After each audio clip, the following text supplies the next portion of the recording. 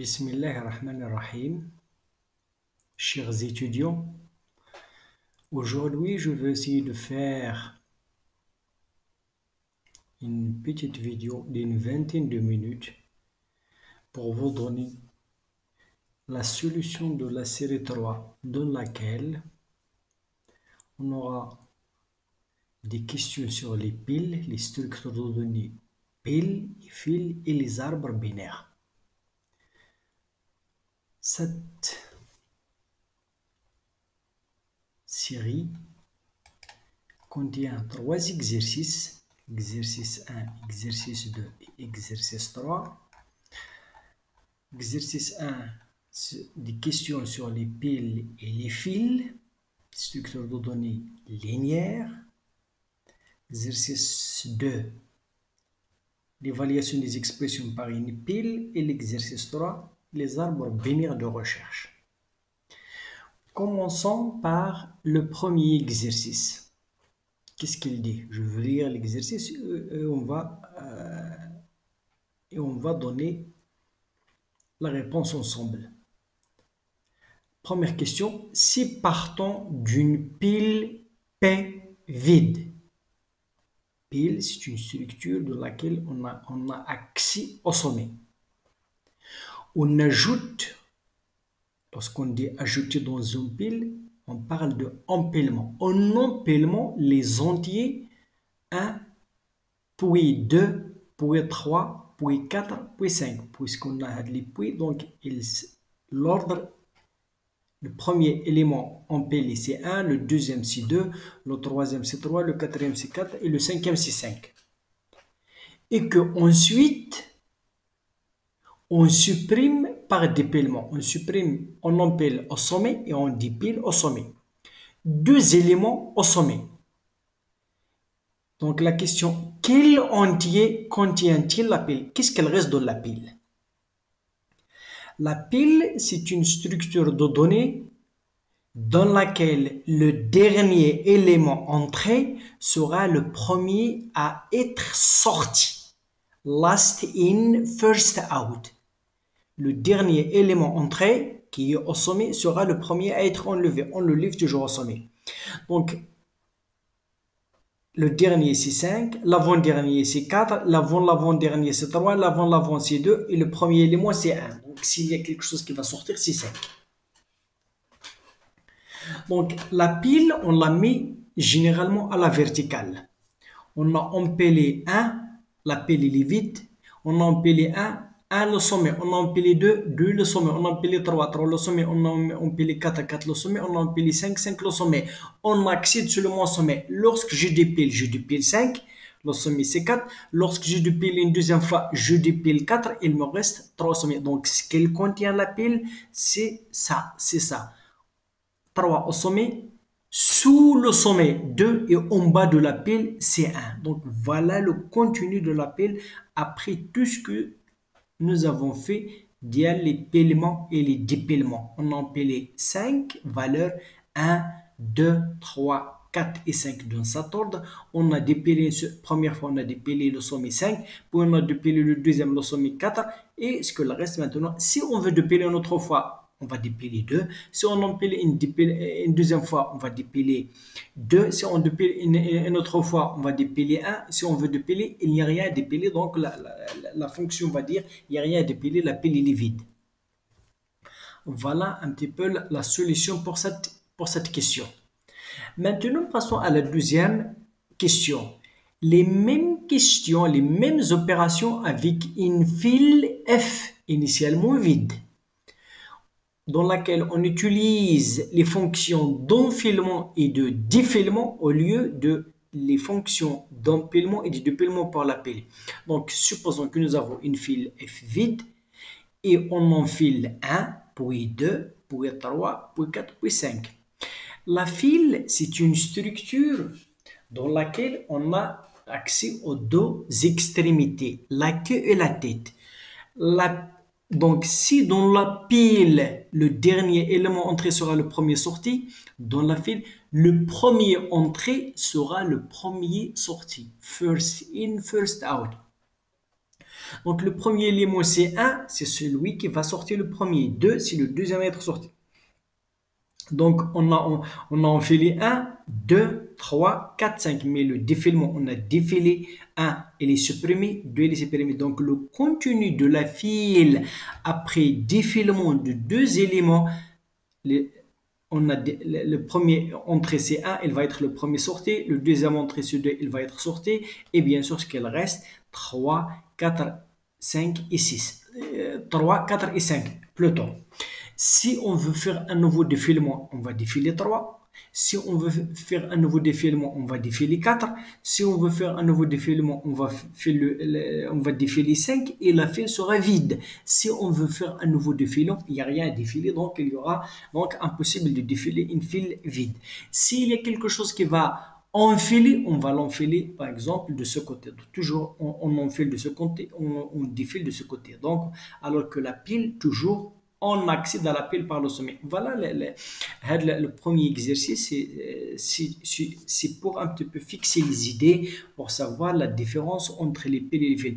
Je rappelle que les fils, elles sont utilisées en informatique, surtout dans les systèmes d'exploitation pour la gestion des processus. J'ai dit qu'un processus, c'est un programme en exécution. Lorsqu'il y a programmes qui vont s'exécuter sur un processeur, sur une machine multi-utilisateur, multitâche, donc il y a la concurrence d'accès au processus. Donc on les gère avec une file. Le premier à demander d'accéder au processus sera le premier à être exécuté par exemple. On utilise aussi la file pour la gestion des tâches d'impression. Le spool d'impression, on l'utilise pour gérer l'accès au périphérique. Par exemple, lorsqu'il y a plusieurs programmes qui veulent accéder au périphérique, par exemple imprimante, accès au disque, accès à Internet, etc. Donc, on accède les périphériques par une file. Celui qui demande le premier va être servi le premier, par exemple. Ça, c'est une politique d'ordonnancement des processus et d'accès au périphérique parmi d'autres. Il y en a d'autres, mais c'est une politique d'ordonnancement des processus et d'accès aux ressources d'un ordinateur. Aussi, les piles, on a dit dans le corps qu'elles sont utilisées. Elles sont utilisées pour traduire la traduction d'une expression arithmétique inline en postline ou polonaise inversée, parce que dans un langage évolué proche des humains, on utilise les expressions inline. La machine, c'est difficile d'exécuter et d'évaluer les expressions inline. Il faut la traduire en postfixe ou bien en préfixe pour pouvoir les évaluer. Donc, pour faire sa traduction, on utilise les piles. On utilise aussi les piles pour exécuter les expressions postfixes elles-mêmes, comme on va voir pour dans l'exercice, dans l'exécution, donc l'évaluation des expressions arithmétiques parenthésées. On utilise aussi pour l'analyse syntaxique dans les expressions. Est-ce qu'une expression est régulière ou non régulière? Est-ce que le compilateur va l'accepter ou pas? Donc, on utilise la pile pour voir est-ce que autant de parenthèses est ouvert, elles sont fermées, ou bien qu'il y a quelqu'un qui est ouvert et pas fermé. Donc, voilà un petit peu la solution de l'exercice 1. Venons maintenant au deuxième exercice. Le deuxième exercice, donc, soit à évaluer l'expression. Évaluer. Donc, lorsqu'on vous demande d'évaluer, ça veut dire quelle est sa valeur. On demande combien il vaut cette expression. L'expression A plus B multiplié par C moins B, avec A, la valeur de A c'est 4, la valeur de B c'est 2, la valeur de C c'est 5 et la valeur de D c'est 3. À l'aide d'une pile, on va utiliser la pile pour évaluer cette expression. Donc, on appelle sous-expression. On a une expression, mais qui fait appel à des sous-expressions. Partie d'expression délimitée par un couple de parenthèses. Parenthèses, on a ici deux parenthèses, une parenthèse ouvrante et une parenthèse fermante, ou bien parenthèse gauche et parenthèse droite. Donc, A plus B, c'est une expression délimitée par des parenthèses. C moins D, c'est une sous-expression délimitée par les parenthèses.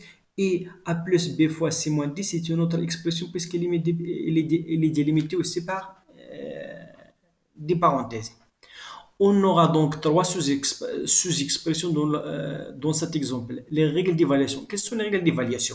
Pour évaluer, expression lue de gauche à droite, pile générale en parallèle. On va lire l'expression de gauche à droite, parenthèse, parenthèse A plus B. Donc, on va lire les items ou bien ce qu'on appelle les tokens.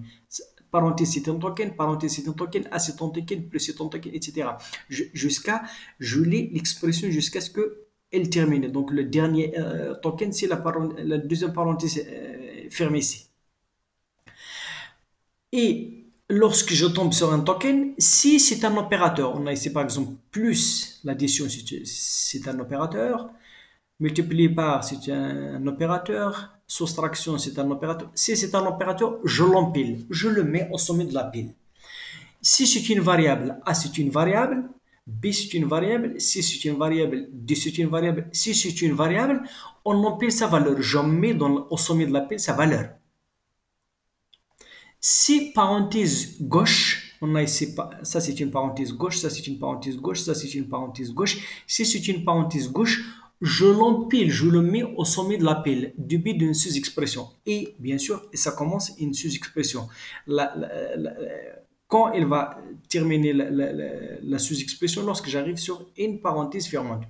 Si parenthèse droite, on dépiler, on dépile le sommet, dépiler et bien sûr mettre dans l'expression jusqu'à arriver à la parenthèse gauche donc de la pile et on évalue l'expression qui est entre les deux parenthèses et on empile le résultat. Je mets le résultat au sommet de la pile.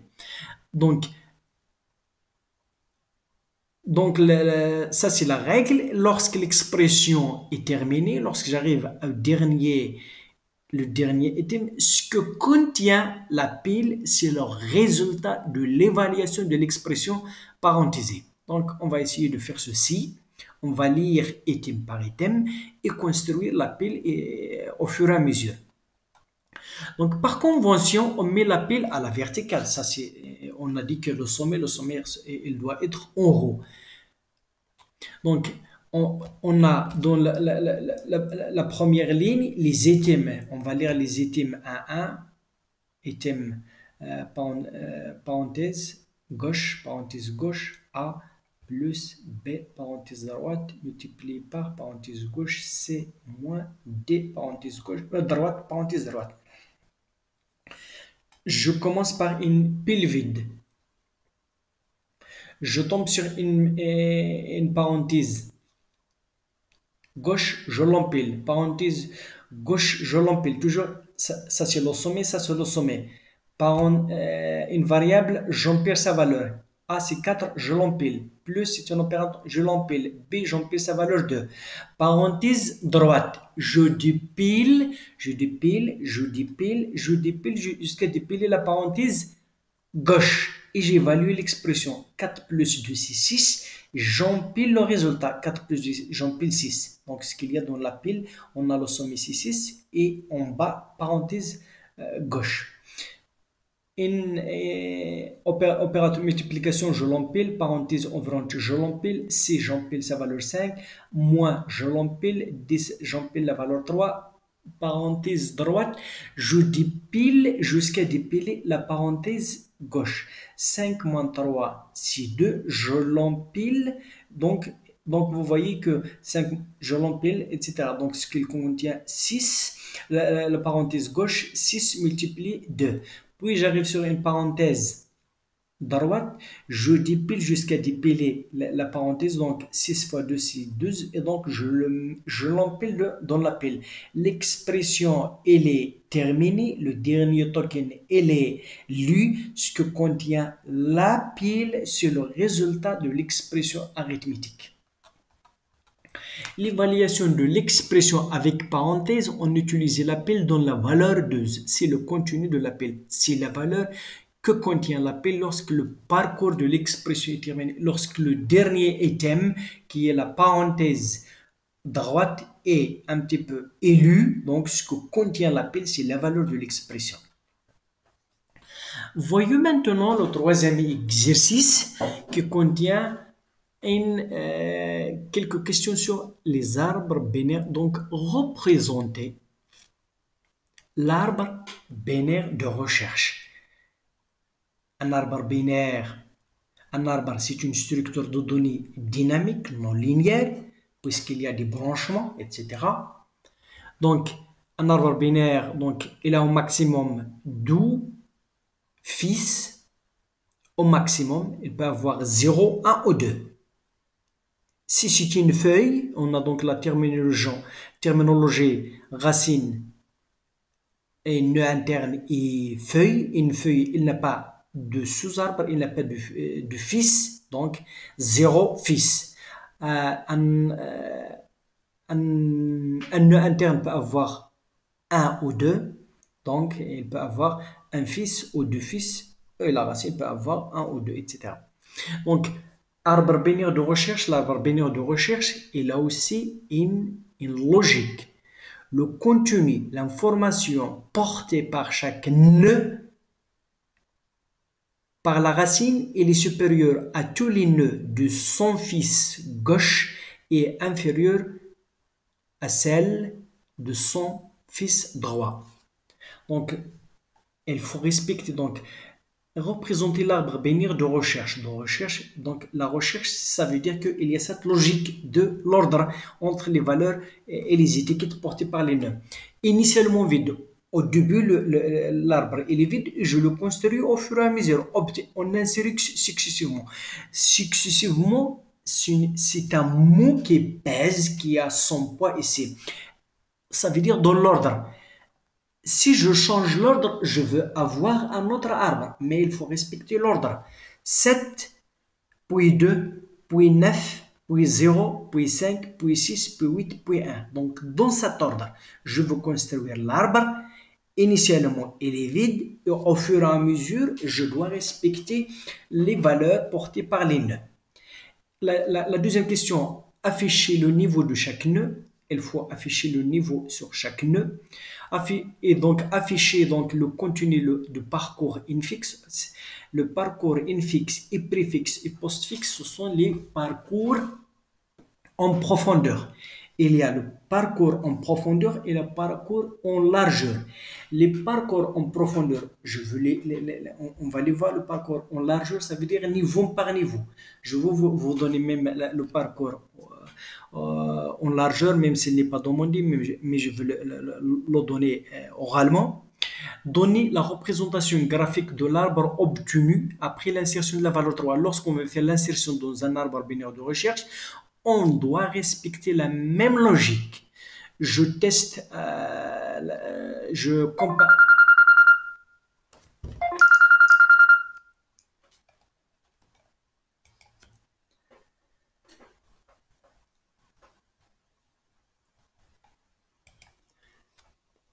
L'insertion de la valeur 3 doit respecter la même logique d'ordre des étiquettes de l'information portée par chaque nœud. La dernière question, donner la hauteur de l'arbre. Donc la hauteur, elle a un impact sur la complexité. Il faut qu'il soit un arbre complet, parfait, équilibré. Sinon, parce que les listes ce sont un cas particulier d'un arbre qui est dégénéré, qui a que les suffixes, par exemple, gauche, gauche, gauche, gauche, etc. Donc voilà, c'est pour cela que les arbres, l'efficacité de l'arbre dépend de sa hauteur. Donc on peut dire que un arbre binaire de recherche est un arbre binaire de lequel chaque nœud qui est étiqueté, il porte une information par une valeur n est tel que tous les nœuds de son sous-arbre gauche ont une valeur inférieure ou égale à n. Tous les nœuds de son sous-arbre droit ont une valeur supérieure à n. Parfois, on trouve le premier inférieur strictement et le deuxième supérieur ou égal, mais dans notre cas, on n'a pas les étiquettes qui vont un petit peu répéter, on n'a pas ce problème. Donc, la représentation graphique de l'arbre binaire de recherche construit est donnée par la figure suivante. Donc, on commence. Lorsque je commence, l'arbre il est vide, donc 7 c'est le premier élément, ça doit être la racine. 2 il est inférieur, il doit être à gauche. 9 supérieur à droite. 0 inférieur à gauche. Inférieur à 2 à gauche de 2, etc. etc. jusqu'à construire l'arbre. Donc les niveaux, le niveau de la racine c'est 0, le niveau de 2 et 9 c'est 1, le niveau des nœuds 0, 5 et 8 c'est le niveau 2, et 1 et 6 ils sont au niveau 3. Donc pour le parcours infixe,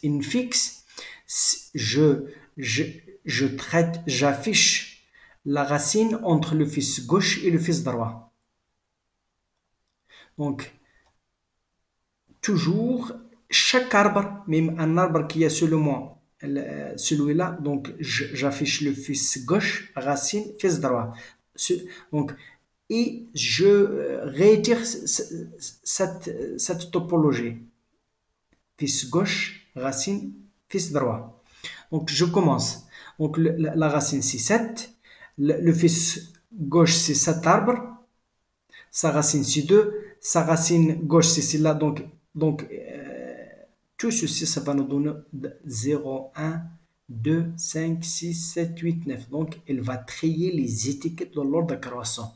Donc l'affichage infixe, il trie les étiquettes dans l'ordre.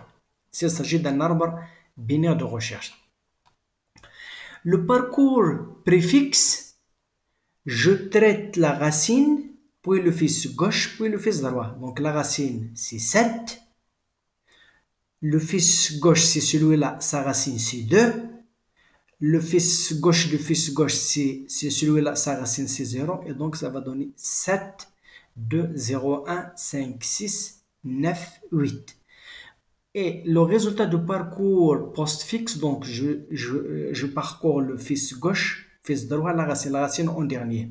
Donc, fils gauche n'existe pas, fils droit, ça veut dire 1, 0, 1, 0, 6, 5, 2, 9, 8, 9 et 7. Donc, voilà le parcours postfixe.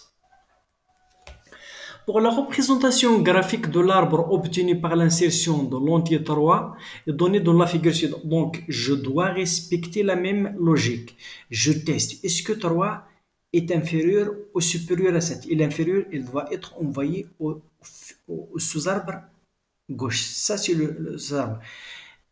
3, il est supérieur à la racine dessus. Il va être envoyé à son fils droit.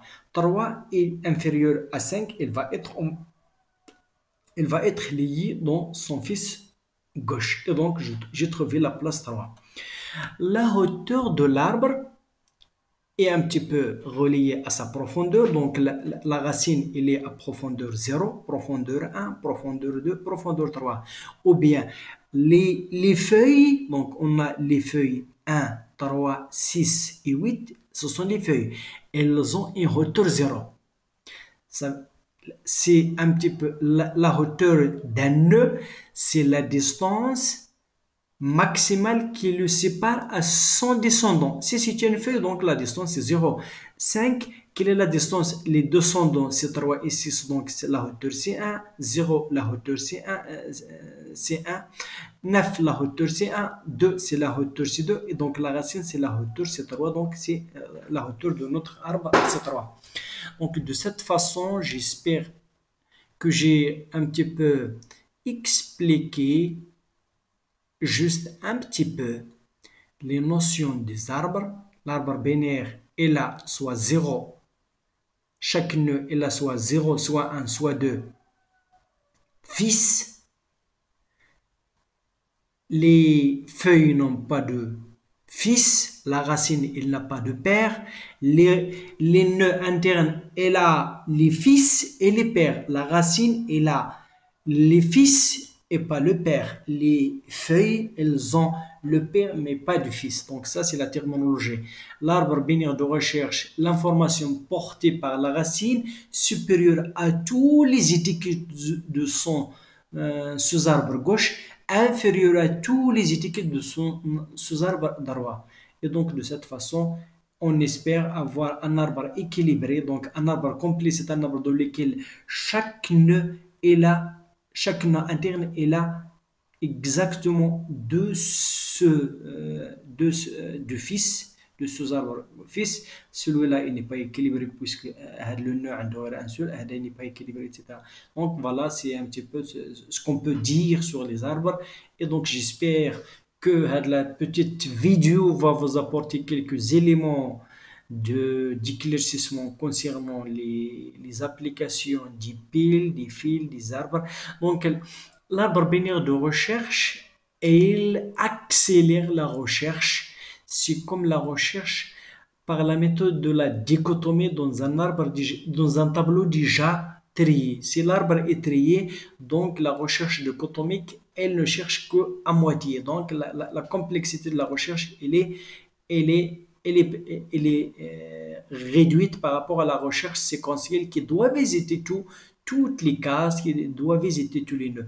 Donc, merci pour votre attention, merci d'avoir visionné la vidéo.